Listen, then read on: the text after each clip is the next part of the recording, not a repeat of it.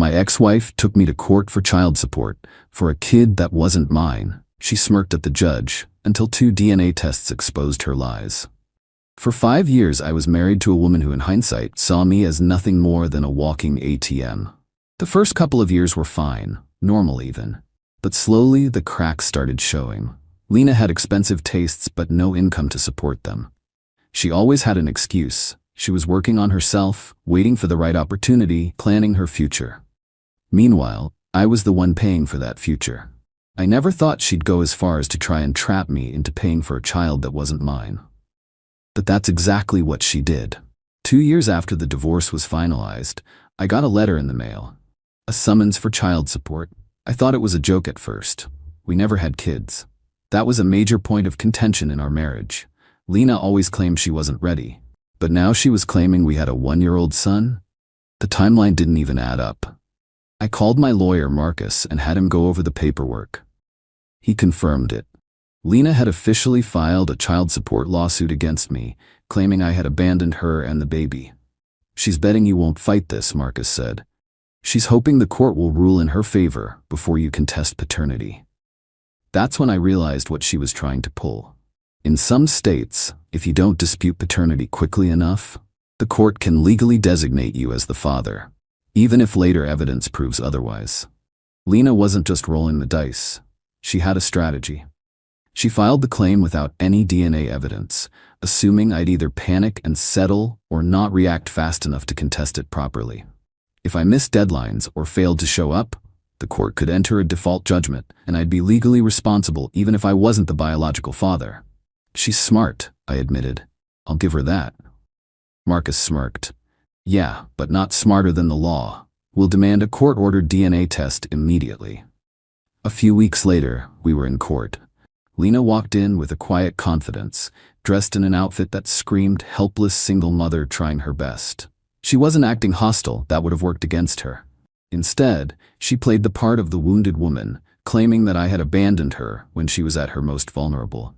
My client was devastated when the defendant walked out on her, her lawyer said. She struggled for months, raising the child alone, while he lived his life without a care. It's time for him to take responsibility. I almost laughed. The acting was incredible. Then Lena looked me dead in the eyes and smirked. She thought she had already won. Marcus stood up. Your Honor, we dispute paternity and request a court-ordered DNA test before proceeding with any financial claims. Lena's lawyer immediately objected. That's unnecessary, he argued. Mr. Carter has never disputed being involved with my client during the relevant time frame. The judge frowned. If Miss Vaughn is certain of paternity, then a test will only confirm that. I see no reason to deny the request. For the first time, Lena's mask cracked. She started to protest, but her lawyer quickly whispered something to her, probably telling her to shut up before she made things worse. The request is granted, the judge said. A court-ordered DNA test will be conducted, and the case will proceed based on the results. Lena was fuming, but she still wasn't panicking. Not yet.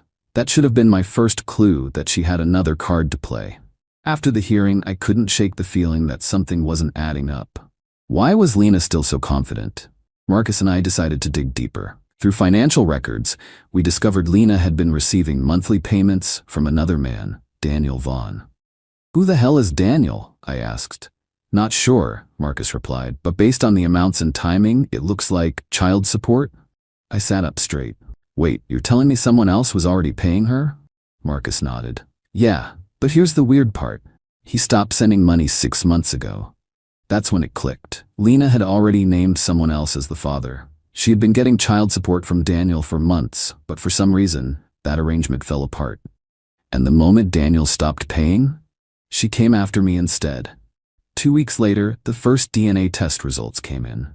0.0% probability of paternity. I wasn't the father. I never had been. I thought this was game over, but Lena? She barely reacted. She sighed dramatically, shook her head, and muttered, "The test must have been mixed up." Marcus scoffed. Your Honor, my client has been falsely accused. We move to dismiss the case immediately. Lena's lawyer, however, was ready. We request a second test, he said quickly. Mistakes happen, and my client is confident in her claim. The judge wasn't having it. This test was court-ordered and properly processed. There is no justification for another. That's when Marcus spoke up. Your Honor, given that Mr. Carter is not the biological father, we request that the court determine if another individual was named on the birth certificate or has previously been legally recognized as the father. Lena stiffened. Her lawyer hesitated. Now they were the ones scrambling. The judge turned to Lena. Miss Vaughn, was another man legally acknowledged as the child's father? Lena didn't answer, but Marcus was ready. We have reason to believe that Mr. Eddie Vaughn has been receiving financial support from a man named Daniel Vaughn, who may have been led to believe he was the child's father. If this is true, then my client was not only falsely accused, but Ms. Vaughn may have attempted to commit financial fraud against multiple parties. The courtroom fell into silence. Lena's face turned pale. She knew she had just lost. The judge sighed. Under these circumstances, the court orders an additional DNA test, this time for Mr. Vaughn. Lena's entire body tensed, because now she had no idea what those results would say. Lena sat completely still, her face blank, as the judge ordered the second DNA test for Daniel Vaughn. For the first time since this entire mess started, I saw a genuine panic flash across her face. She had no control anymore. Her entire case was built on confidence, manipulation, and the hope that I'd roll over and take responsibility before she ever had to prove anything. But now, the judge had backed her into a corner, and something told me she didn't know how to get out. I needed to understand how someone could pull a scam like this without thinking about the consequences. So I did some digging. Through mutual acquaintances, I learned that after our divorce, Lena jumped from relationship to relationship, never staying with one guy for too long. She burned bridges everywhere she went, borrowing money she never repaid, making promises she never kept. Then, about 2 years ago, she disappeared from social circles completely. That's when she got pregnant. She told people that the father had abandoned her. She played the victim card so well that she even convinced Daniel Vaughn, who had been dating her at the time, that he was the father. And he believed her. At first, Daniel voluntarily supported her, thinking he was doing the right thing. He helped with rent, gave her cash when she needed it, even paid some of her medical bills. Until one day he asked for a paternity test. And that's when the payments stopped. The court had now ordered Daniel to take a DNA test. But I had a feeling Lena wasn't going to go down without a fight. Sure enough, just days after the hearing, Daniel got a surprise visit from Lena. I wasn't there, but from what I heard later, she tried everything. At first, she went with guilt. She told him that getting the test would ruin their child's future, that even if he wasn't the father, didn't he love the baby enough to stay in his life? When that didn't work, she switched to anger. She accused him of being heartless, claimed he had promised to take care of her forever, and tried to make him feel like he was abandoning a child that might be his. But Daniel had already been burned once. He told her in no uncertain terms that he wasn't giving her another cent until the results came back. And that's when she went for the last resort. She told him she was pregnant again. Daniel called me immediately after it happened. Man, he said, his voice filled with exhaustion, she just told me she's pregnant again. I nearly dropped my phone. Wait, what? She swore she just found out, said she was going to wait to tell me, but that she needed me to do the right thing and be there for her this time. Are you serious? She even showed me some tests, but something felt off. It was just a picture, not an actual test. I think she was lying. That's when I knew Lena was completely unraveling. She must have realized she was backed into a corner, so she was trying to create a new emergency, one that would distract Daniel long enough to get him to stop cooperating with the courts. I told Daniel to stay the course. If she was really pregnant, let her prove it with medical records. But deep down, I was almost sure she was lying. She was running out of time. A week later, we were back in court. Daniel had done the test, and the results were finally in. I expected Lena to be nervous, maybe even angry.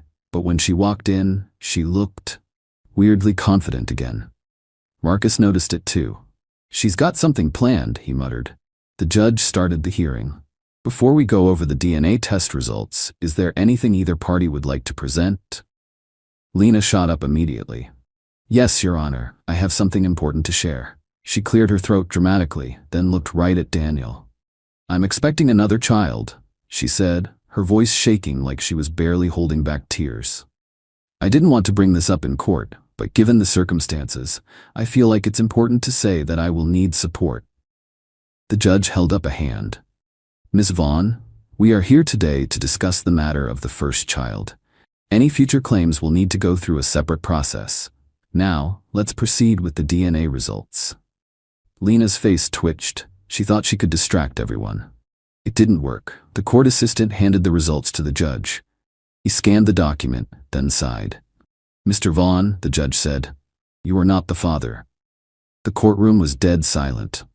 Lena looked like she had been physically slapped. She opened her mouth, but no words came out. Daniel, meanwhile, let out a breath of pure relief. Marcus leaned toward me and whispered, this is it. She's got nothing left. The judge set the document down and looked at Lena. Ms. Vaughn, he said, his tone now ice cold. You have now falsely identified 2 different men as the father of your child. Given this information, I have serious concerns about the credibility of your claims. Lena snapped out of her shock. This is wrong, she yelled. There's no way, both tests are wrong. The judge raised an eyebrow. Are you suggesting the court-ordered DNA tests were falsified? Lena shut her mouth. She knew better than to accuse the court of fraud. But now, she had nowhere to go. I sat back in my chair and waited. Because this was the moment she realized everything had fallen apart. Lena's entire body tensed as the judge finished reading the second DNA test results. Not once, but twice she had falsely named men as the father of her child. And now, with nowhere to hide, she looked like she might actually throw up. For the first time, she wasn't smirking. She wasn't faking tears. She was just silent. But that silence didn't last. This isn't possible, she suddenly shrieked, standing up so quickly her chair scraped against the floor. This test is wrong. Something was tampered with. The judge's expression darkened. Ms. Vaughn, are you implying that the court's legally sanctioned DNA tests were falsified? Lena's mouth opened, then closed. She wasn't stupid enough to say yes. Accusing the court of fraud would only make things worse. Instead, she turned to Daniel, her voice shifting to something softer, more desperate. You know this isn't right, she pleaded. You were there for me, for the baby. He has to be yours. We were together the whole time. Daniel, who had been sitting quietly this whole time, just shook his head. I don't know what's worse, he muttered. That you lied to me, or that you didn't even bother figuring out who the real father was before dragging me into this. Lena's eyes flickered with rage. This isn't fair. She turned back to the judge.